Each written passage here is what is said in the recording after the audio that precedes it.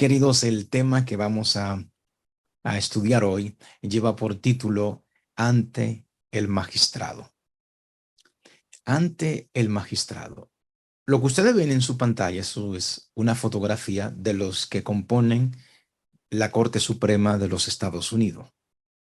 Ahorita vamos a poner los nombres de cada uno de ellos. Tenemos que estar nosotros o vamos a estar nosotros algún día ante el magistrado. Pues según lo que hemos estudiado en temas y estudios anteriores, sabemos que es así. Pero ¿por qué preciso estudiar este tema en este momento? Así vamos a ver por qué. Ante el magistrado. Nuestra primera lectura que vamos a tener se encuentra en el libro de Primera de Pedro, capítulo 3, versículos 14 y 15. Se lee la palabra de Dios en el nombre del Padre, del Hijo y del Espíritu Santo. Dice la palabra de Dios lo siguiente: mas también, si alguna cosa padecéis por causa de la justicia, bienaventurados sois. Por tanto, no os amedrentéis por temor de ellos, ni os conturbéis, sino santificad a Dios el Señor en vuestros corazones, y está siempre preparado para presentar defensa con mansedumbre y reverencia ante todo el que os demande razón de la esperanza que hay en vosotros. Mas también si alguna cosa padecéis por causa de la justicia, bienaventurados sois. Padeceremos por ser justo, padeceremos por obedecer a Dios. Pero el Señor dice, si padecemos por practicar la justicia, por ser obediente a Dios, dice que somos bienaventurados. Hay muchas personas que dicen por qué el cristiano siempre sufre y el que es malo siempre está en gozo. El gozo del maligno, del impío, es temporero, pero el día en que llegue el gozo del que es justo y obediente a Dios será para toda la vida, por toda la eternidad. El gozo del Señor es perpetuo y es para siempre. Pero también nos dice el versículo 15, santificad a Dios el Señor en vuestros corazones. Mientras somos justos y bienaventurados, vamos a padecer, pero tenemos que santificar a Dios en vuestros corazones, en vuestra mente. Si santificamos a Dios en nuestra mente, nosotros también vamos a ser santificados. ¿Qué es la santificación? Santificación. La santificación es un concepto ancestral generalizado entre las religiones, una propiedad de una cosa o persona sagrada, opuesta aparte, dentro de la religión. Debe ser desde pasando por los vasos del templo a los días de la semana, hasta un ser humano creyente que logra este estado, o sea, el estado de la santificación. La santificación es el acto o proceso de adquisición de la santidad, de hacerse o convertirse en santo. Santificar es, literalmente, poner aparte para el uso o propósito especial.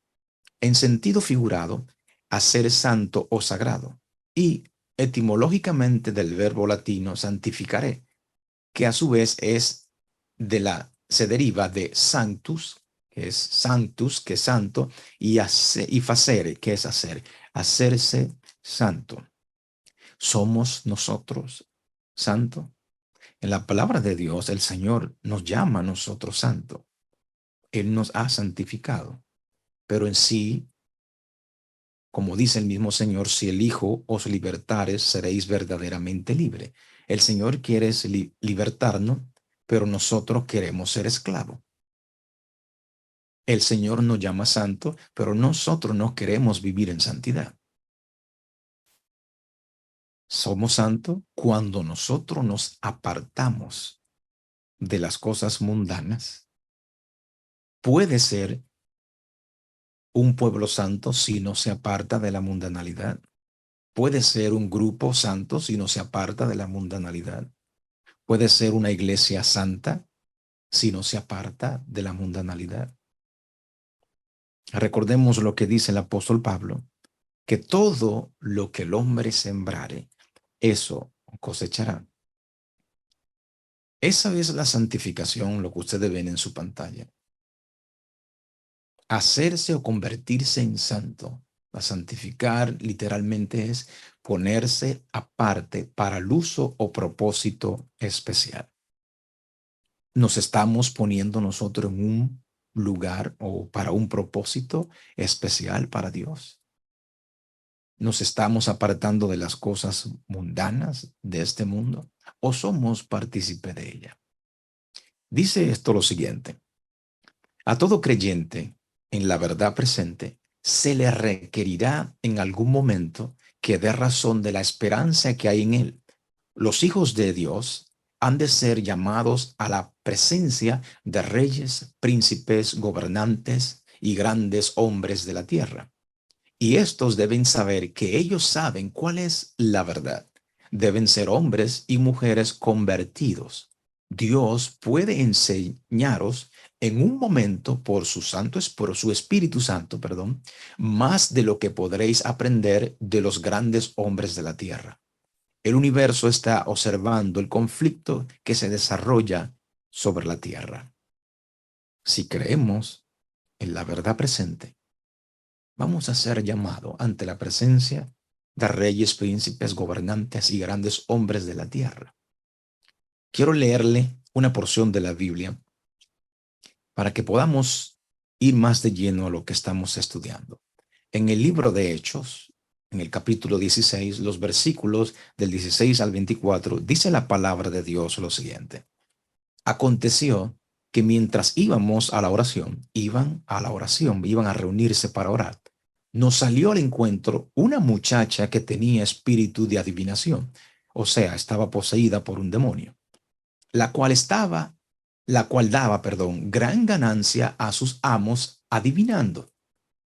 Esta, siguiendo a Pablo y a nosotros, daba voces diciendo: estos hombres son siervos del Dios Altísimo, quienes os anuncian el camino de salvación. Una pausa. Esta muchacha, poseída por el espíritu inmundo, por un demonio, ¿estaba diciendo mentira o estaba diciendo la verdad? Ella estaba diciendo la verdad. Dice lo siguiente el versículo 17: esa muchacha poseída por el demonio, siguiendo a Pablo y a nosotros, daba voces diciendo: estos hombres son siervos del Dios Altísimo, quienes os anuncian el camino de la salvación.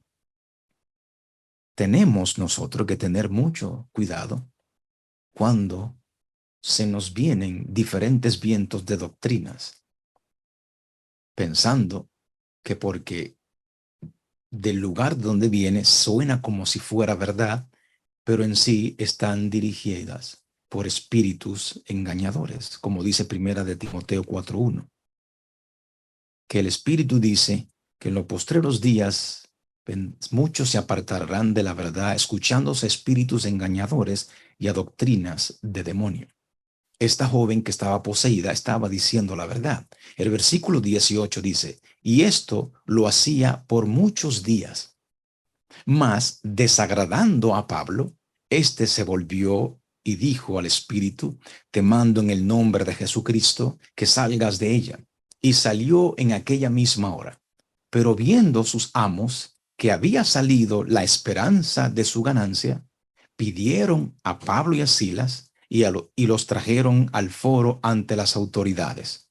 Y presentándolos a los magistrados, escuchen bien, recuerden que el tema se llama ante el magistrado.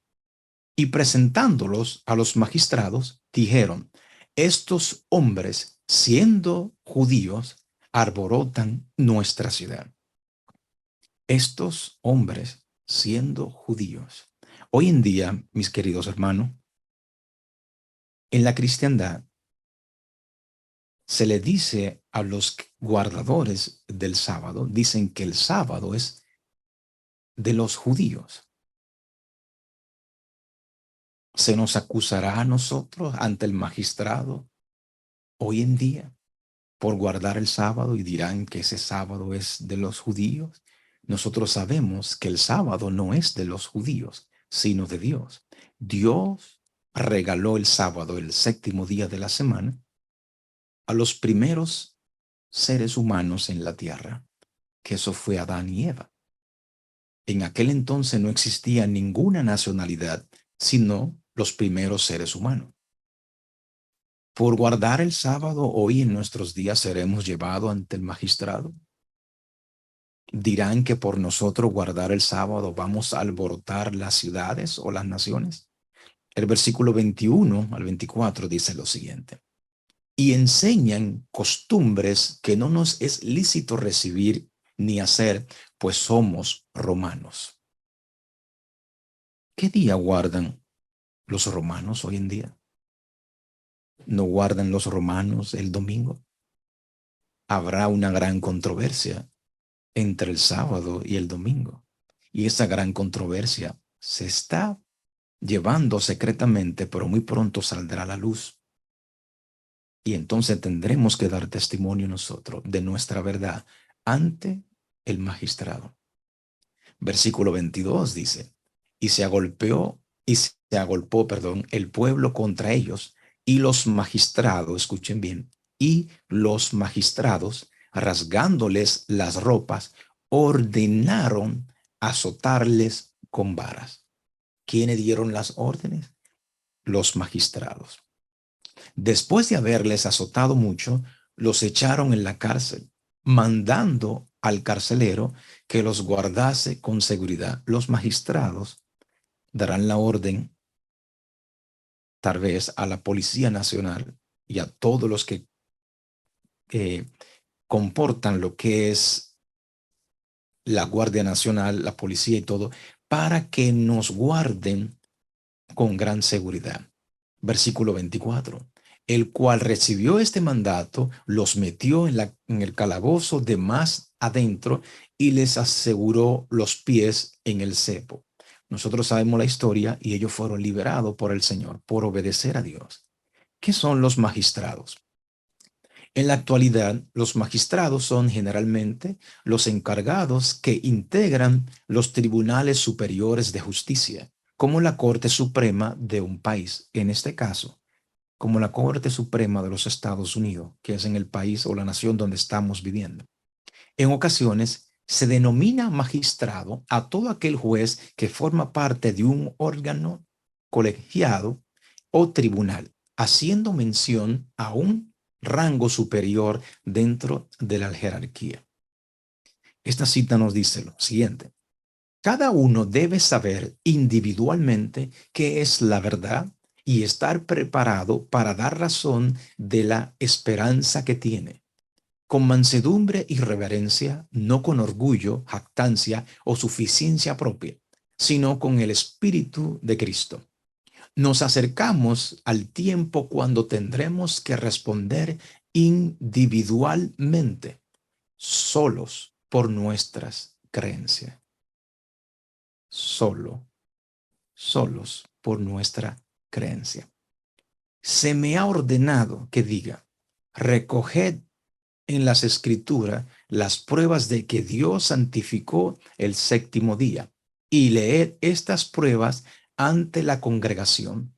Mostrad a los que no oyeron la verdad, que todos los que se apartan de un claro, así dice Jehová, deberán sufrir el resultado de su conducta. En todos los siglos, el sábado ha sido la prueba de la lealtad hacia Dios, señales para siempre entre mí y los hijos de Israel. Tenemos que entender eso. Tenemos que siempre llevar en nuestra mente y en nuestros corazones que el día sábado ha sido lo que distingue al pueblo de Dios de entre los demás pueblos.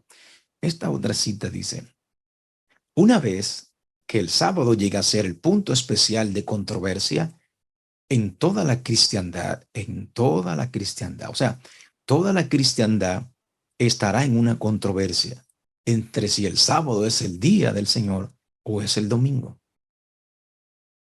Eso es lo que va a suceder. Mientras se habla del domingo, no sucede nada, no hay controversia. Pero mientras, cuando comencemos nosotros a levantar el sábado y vindicar la ley de Dios, y sea mencionado con más fervor el día sábado, llegará a ser el punto especial de controversia en toda la cristiandad, y las autoridades religiosas y civiles se unan para imponer la observancia del domingo.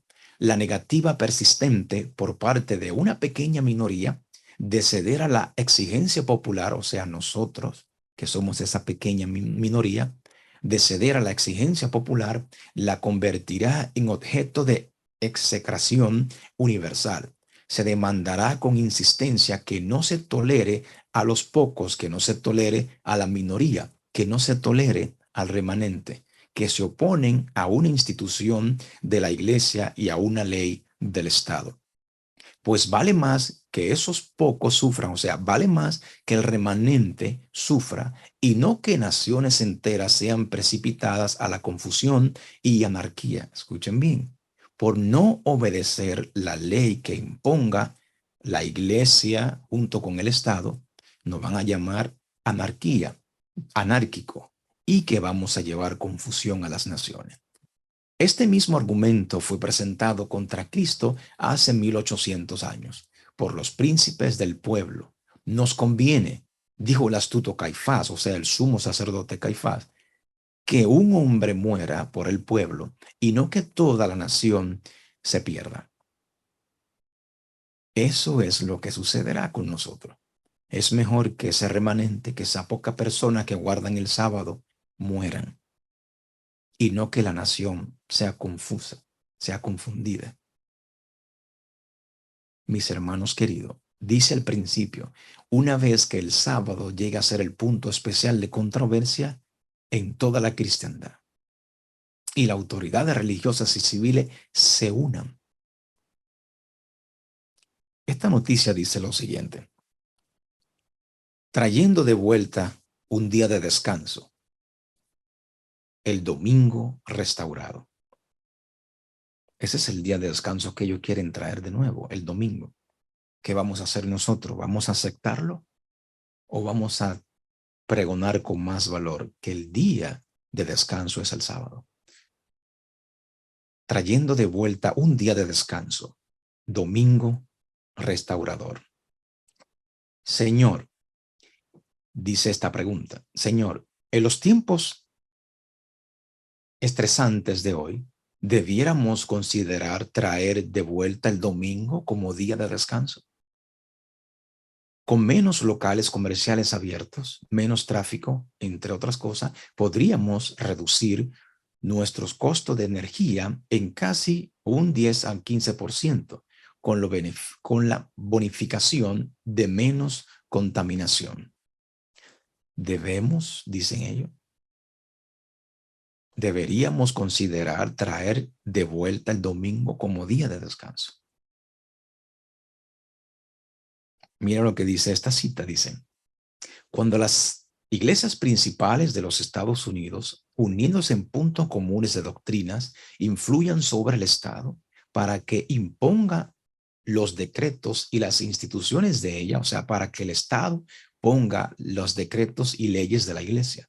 Entonces, la América protestante habrá formado una imagen de la jerarquía romana y las inflicciones de penas civiles contra los disidentes vendrá de por sí sola cuando las iglesias principales de los Estados Unidos se unan.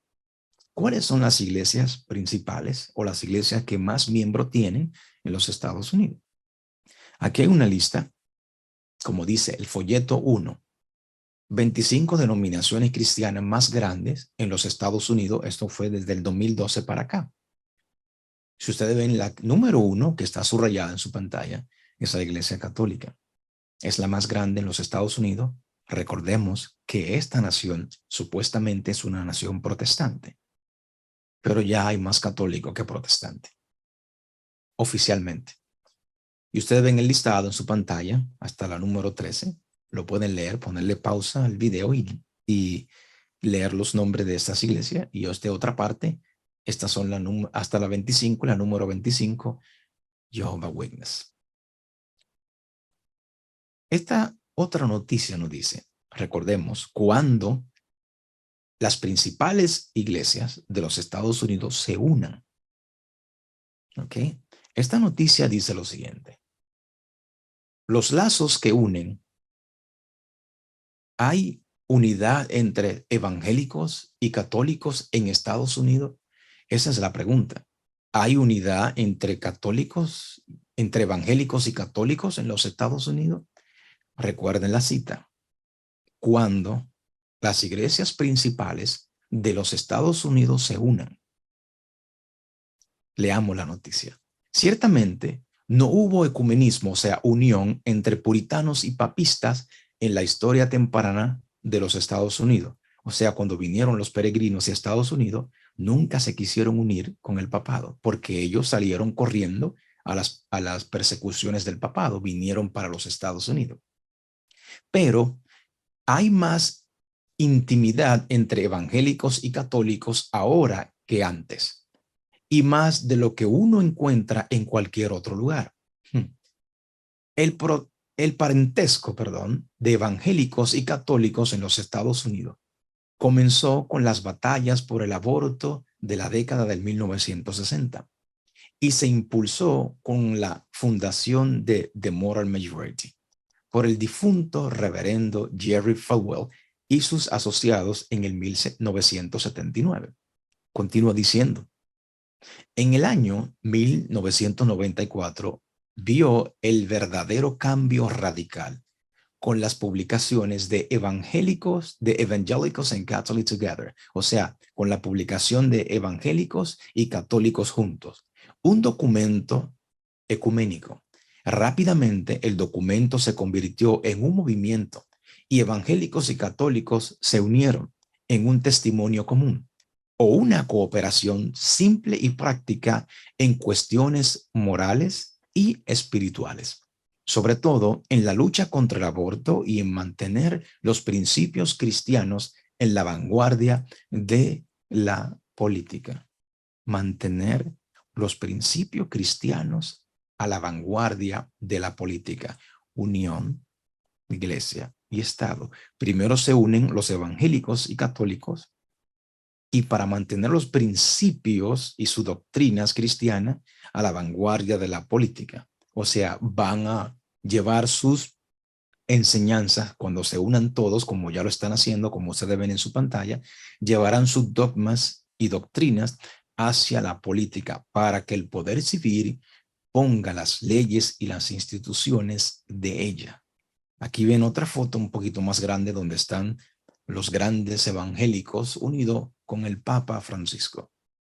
Esta cita nos dice, sin embargo, esa misma clase de gente asegura que la corrupción que se va generalizando más y más debe achacarse en gran parte a la violación del así llamado Día del Señor Domingo, y que si se hiciese obligatoria la observancia de este día, mejoraría en gran manera la moralidad social, como decía la noticia anterior.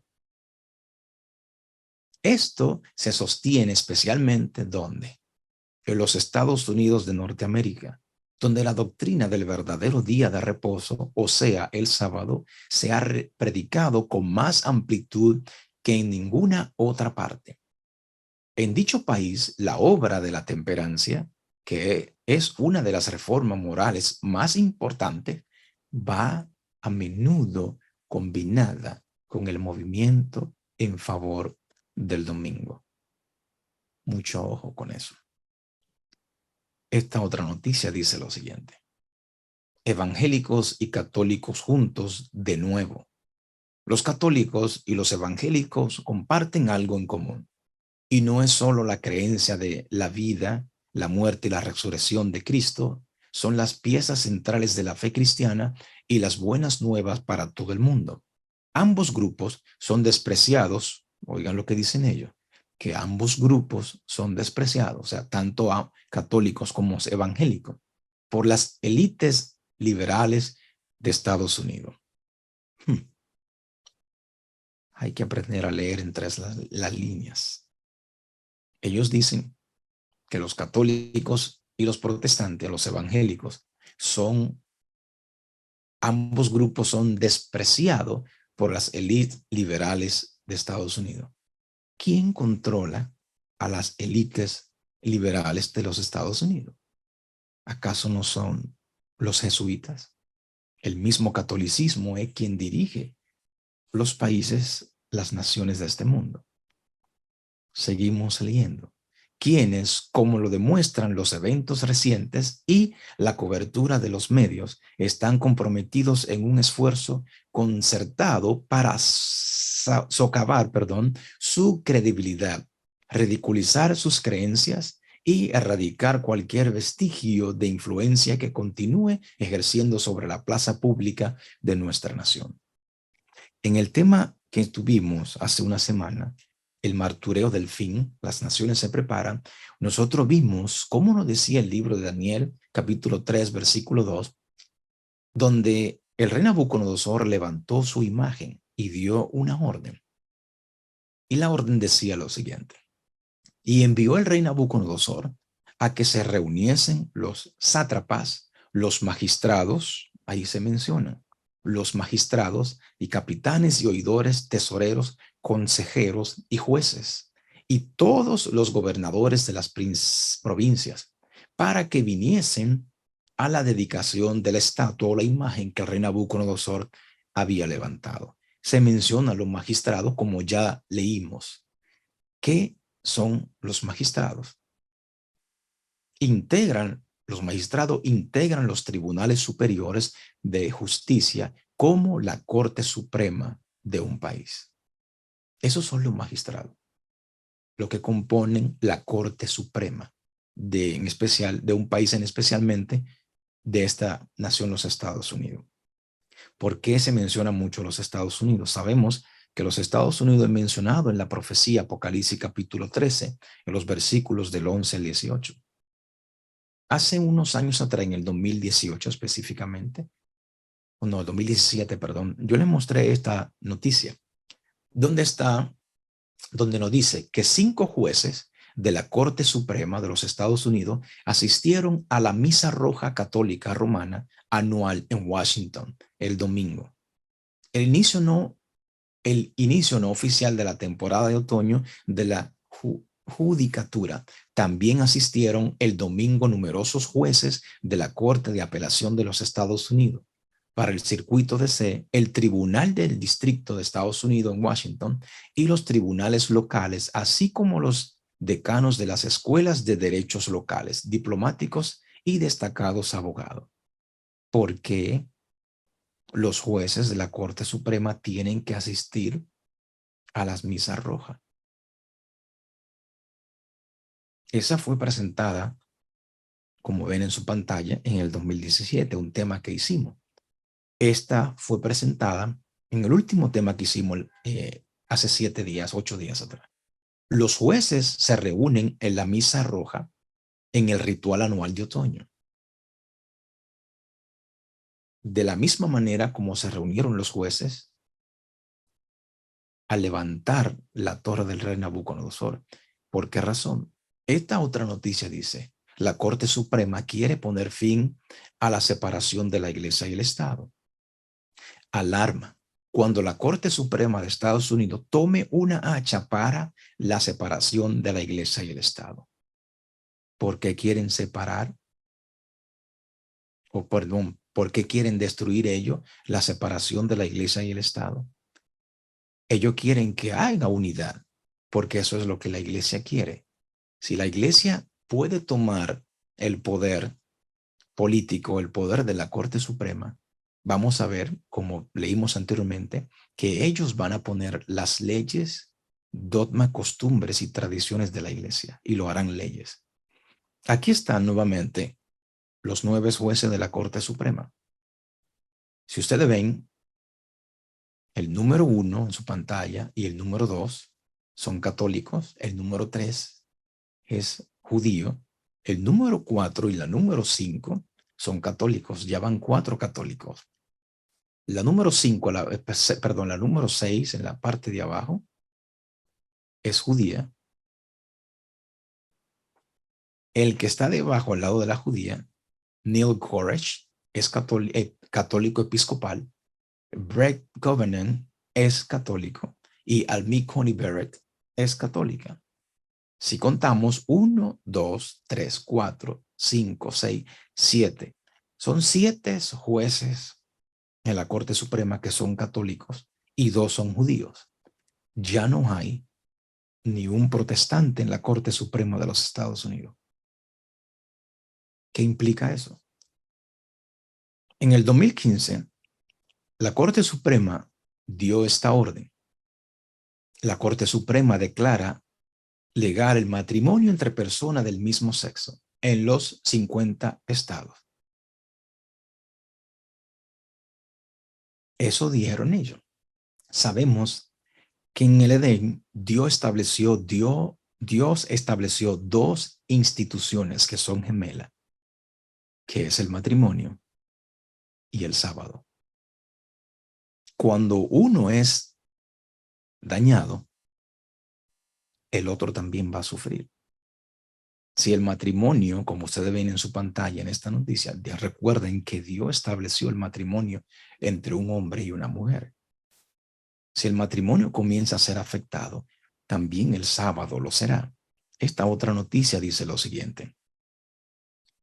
Arrojará el Departamento de Justicia de Biden a los observadores del Sabbat debajo del autobús. Una pregunta. Esta noticia sigue diciendo. Un caso que la Corte rechazó en febrero del 2020, Patterson's versus Walgreens, fue presentado por un empleado adventista del séptimo día de una farmacia de Orlando que perdió su trabajo porque no realizó una sesión de capacitación un sábado.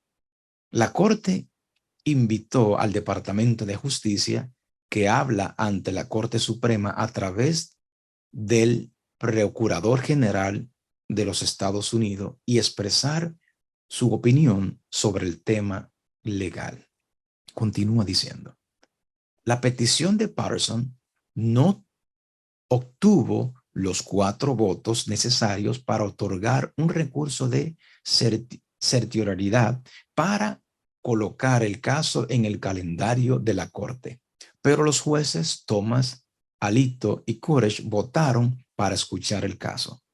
Escuchen bien los nombres que él menciona ahí. Thomas, Alito y Courage. Ya vimos anteriormente que en la Corte Suprema de los 9 jueces hay 7 que son católicos. Pero me llama la atención 2 de los 3 que él mencionó allí. Vamos a ver quién es Gorsuch. Gorsuch, como habíamos hablado anteriormente, dice esta noticia acerca de él. Mientras que el candidato del presidente Trump para la Corte Suprema, en aquel entonces cuando hablamos de esto, es un episcopalino y él asiste a una iglesia episcopal en Boulder, Colorado. Neil Courage tiene algunas conexiones católicas significativas. ¿Cuáles son esas conexiones católicas significativas? Courage, de 49 años, es el hijo de Anna Courage, la administradora de Ronald Reagan, del presidente de la Agencia de la Protección del Medio Ambiente.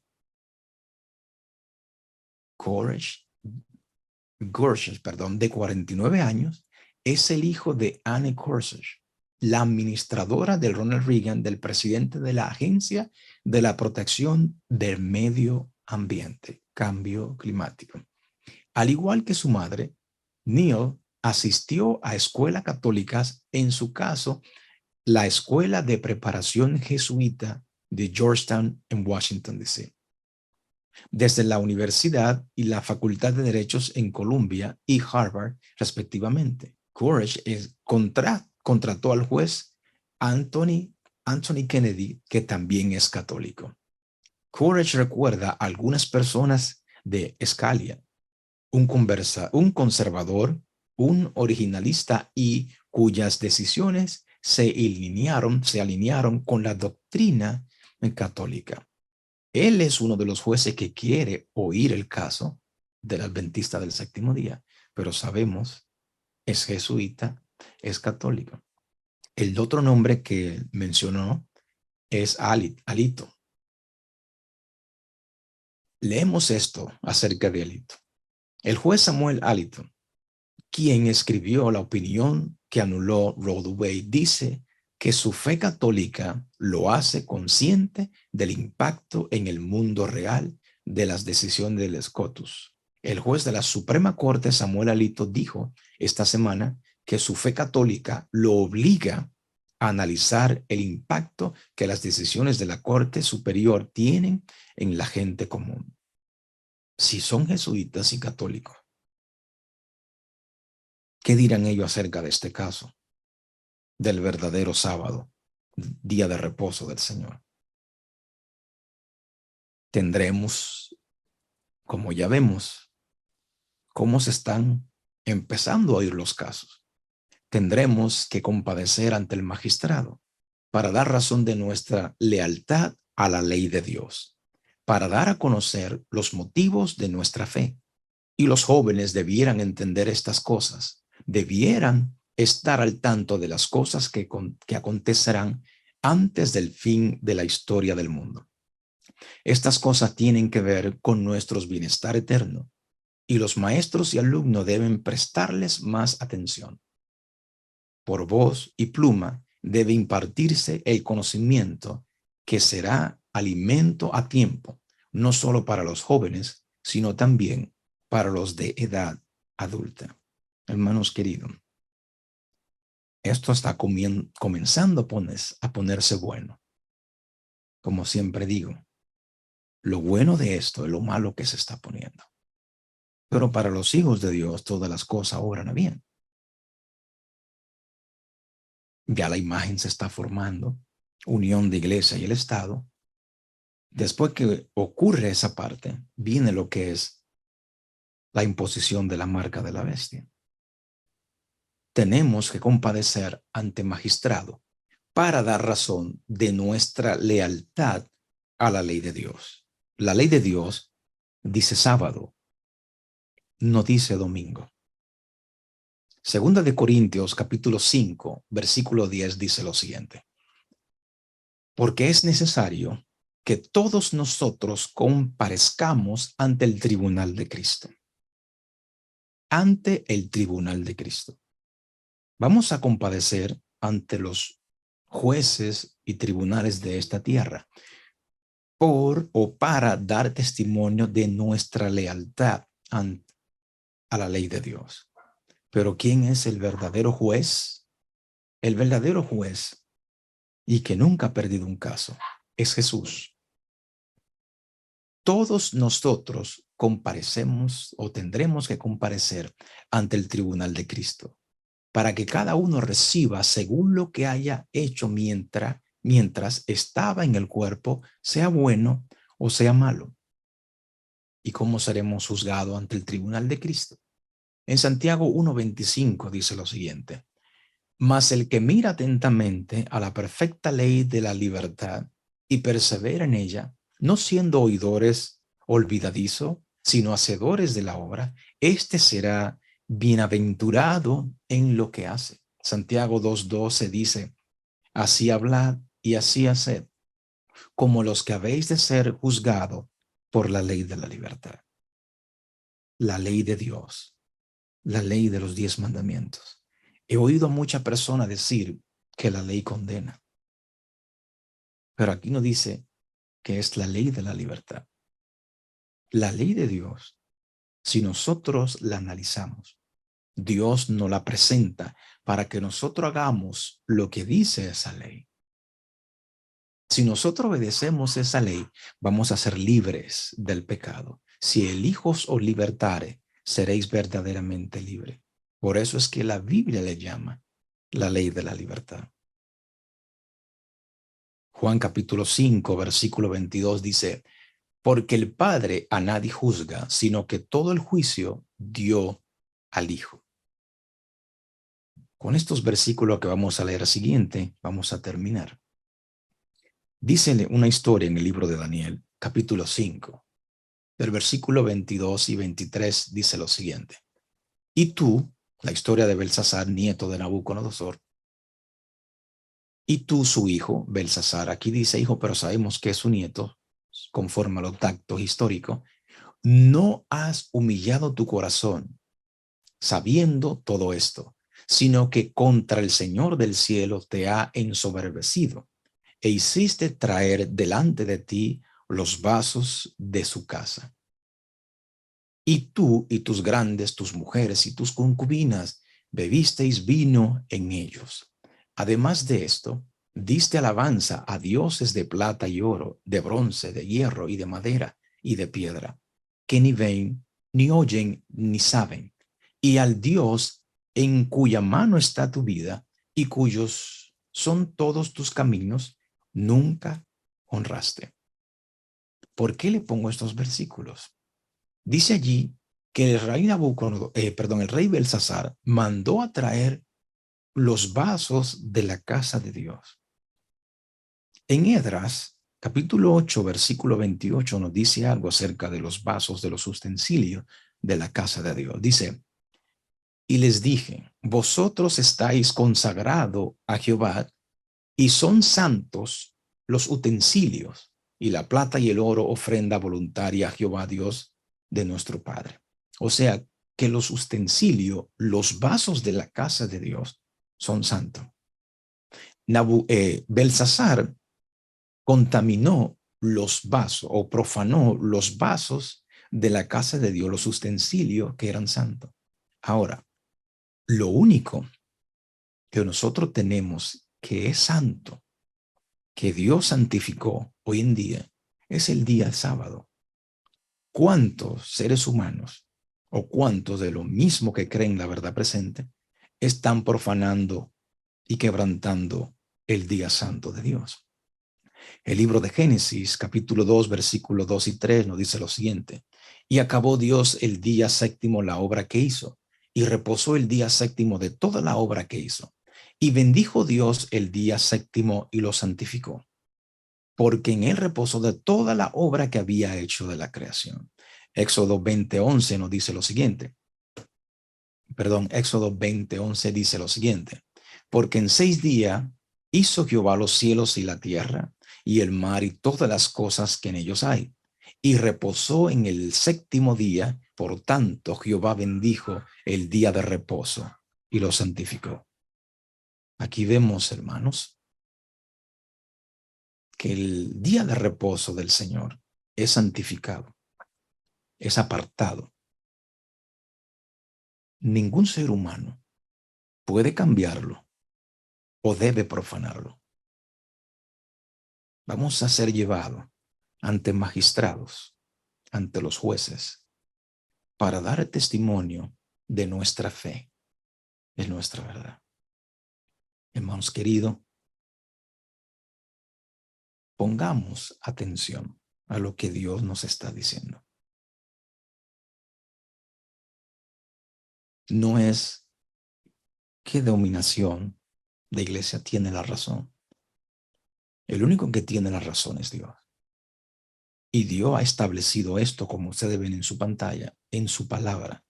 Dios bendijo y santificó el día sábado, el día de reposo. Los hombres, los reyes y los jueces de esta tierra, los jueces de esta nación, tratarán, como vimos anteriormente, de cambiar, de poner el día domingo como día de descanso y de adoración, lo cual no es bíblico. Y esa es la agenda que viene trayendo Satanás desde hace mucho tiempo, para que el ser humano quebrante los mandamientos de Dios y se olvide del día santo del Señor, que es el sábado, el séptimo día de la semana. Mis queridos, que la paz y el amor de Dios esté con todos ustedes. Recordemos esto siempre: creer en Dios y creerle a Dios son dos cosas diferentes. Maranata, Cristo viene pronto. Bendiciones.